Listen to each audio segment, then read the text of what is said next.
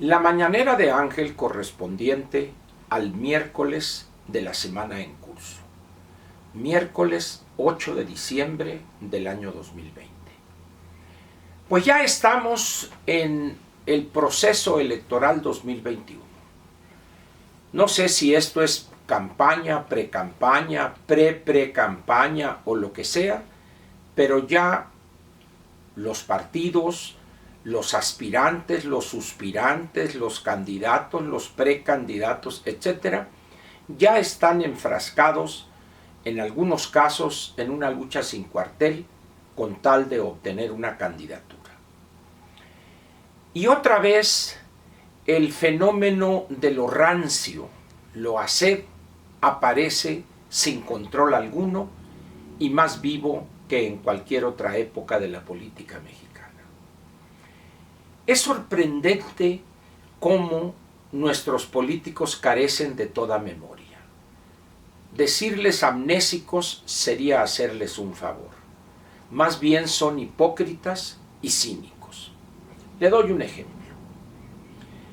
El presidente se ha lanzado, el presidente de la República, López, se ha lanzado en contra de quienes han decidido aliarse para enfrentar el proceso electoral de junio del año próximo con una posición de mayor fortaleza que la que hoy tienen. Si bien algunos dicen que son débiles y que no tienen posibilidades de derrotar a Morena, si así fuere, les digo yo, pues entonces, ¿qué se preocupa el presidente? Sin embargo, parece que lo que está sucediendo en materia de alianzas de los partidos de oposición, que serían PRI, PAN y PRD, le ha preocupado sobremanera al presidente. Pero al margen de eso, porque finalmente la democracia es incertidumbre sobre el resultado, lo que debe destacarse es esa hipocresía bien conocida en el presidente. Se lanza en contra de las alianzas, olvidando que toda su vida política ha estado marcada por las alianzas.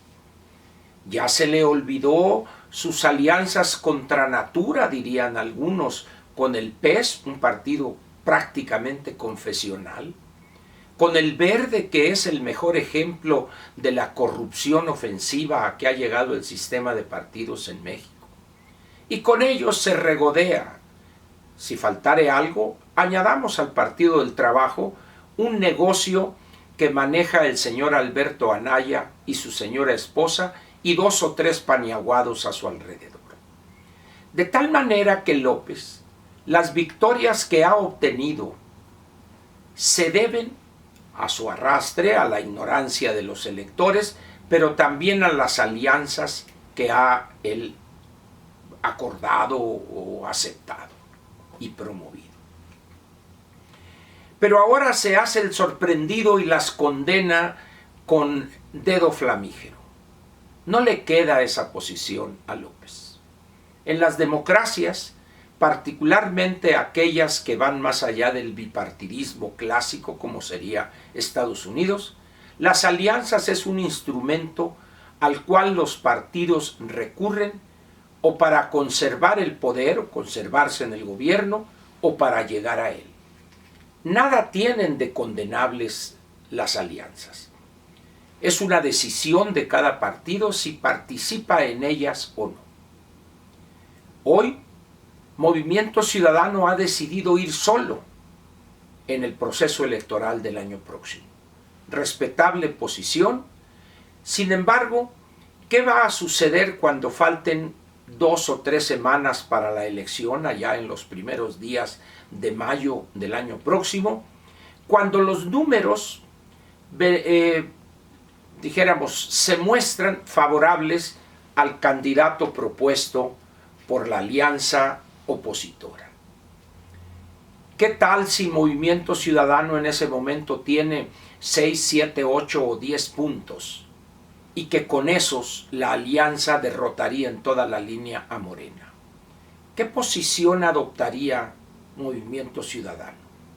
Pero más que eso, ¿Qué posición adoptaría el candidato que sabe que inevitablemente sería derrotado y que el voto útil, el llamado a votar a sus simpatizantes en favor del candidato de la alianza, cambiaría radicalmente el resultado que se vería venir sin Movimiento Ciudadano?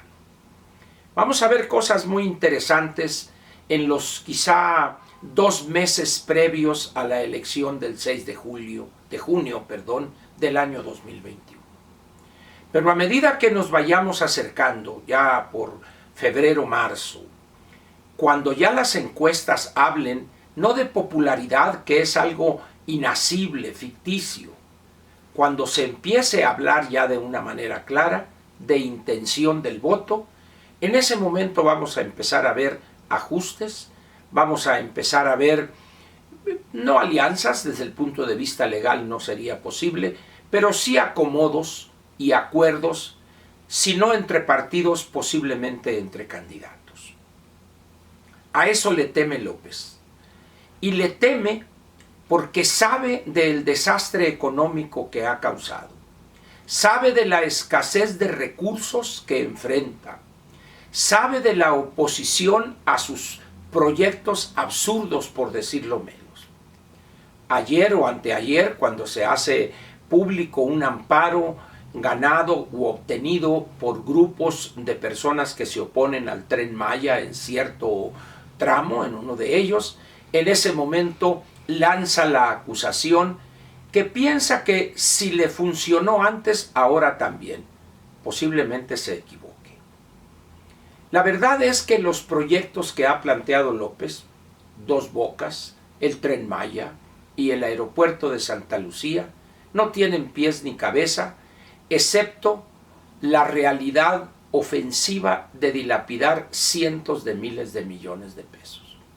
Todo eso va a contar, pero va a contar también el que hoy estemos quizá en el punto peor de la pandemia, que no vimos ni siquiera hace 3 o 4 o 5 meses. Él sabe el efecto que tiene en el estado de ánimo de los mexicanos, sabe del efecto que tiene en el ingreso de millones de trabajadores en la informalidad, pero también sabe del efecto que tiene esta situación en los que están en la economía formal. Y teme, en vez de entender eso como una muestra normal en toda democracia, ataca de manera cobarde porque se ampara en el puesto que ostenta. Y sus paniaguados, olvidando su historia personal, se dan baños de pureza. Ahora resulta que el puro es Mario Delgado, cuando ha transitado por varios partidos, cuando incluso su jefe político Marcelo Ebrard es un acabado salinista que se formó con ese presidente bajo la tutela de un fallecido ya, Manuel Camacho. Como ve usted, no hay políticos puros hoy en México. Y qué bueno. Eso quiere decir que hay cambios, que hay ajustes, que acorde con las nuevas condiciones, los políticos también se van acomodando. Pero lo único que persiste intocado y sin cambio alguno es la forma de hacer política. Ya empezaron algunos con reuniones que parece que estamos en la campaña de López Mateos o de Díaz Ordaz.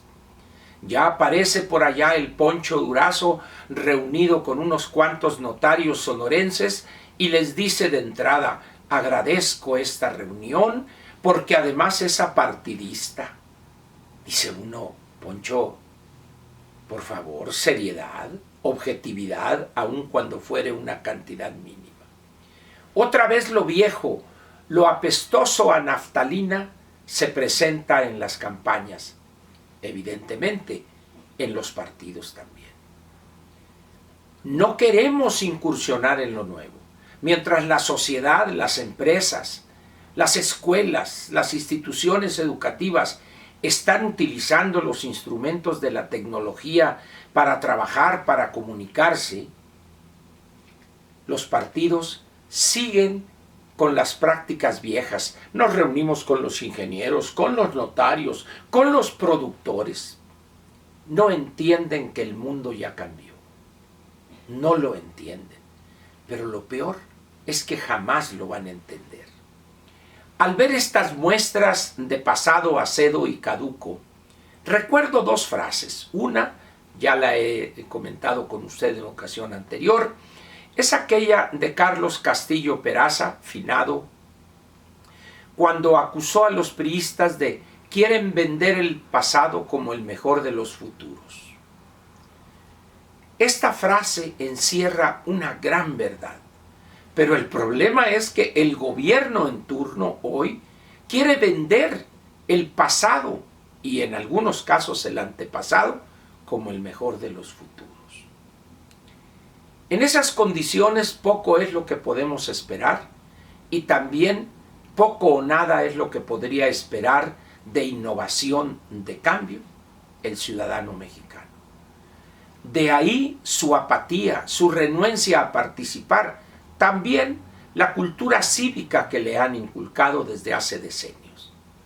Pero al final de cuentas, nuestras campañas van a ser otra vez un mar de pasado, de naftalina, de lo acedo, de lo caduco. ¿Dónde están las nuevas ideas? ¿Dónde están los planteamientos innovadores, disruptivos ante el atraso y la tragedia que estamos enfrentando? No hagan olas. El que se mueve no sale en la foto. Hagamos lo que ha funcionado, dicen los políticos. Bien, la otra frase para una mañanera siguiente. Por lo pronto, nos quedamos con esa. Nos quieren vender estos políticos, prácticamente todos, salvo honrosísimas excepciones, nos quieren vender el pasado como el mejor de los futuros. Y termino con la frase que le dije que le iba a decir. Se la digo hoy. Creo que fue en el segundo debate de la campaña presidencial del año 2018, cuando Ricardo Anaya le dice a su adversario, Andrés Manuel López Obrador: Andrés Manuel, el problema no es que tú seas viejo, el problema es que tus ideas son viejas. Hoy los ciudadanos podríamos decirles con toda autoridad a los precandidatos, suspirantes, aspirantes y a los partidos: el problema no es que la mayor parte de ustedes sean viejos, el problema es que sus ideas, de todos, son viejas. Muchas gracias y lo espero mañana jueves en una mañanera más.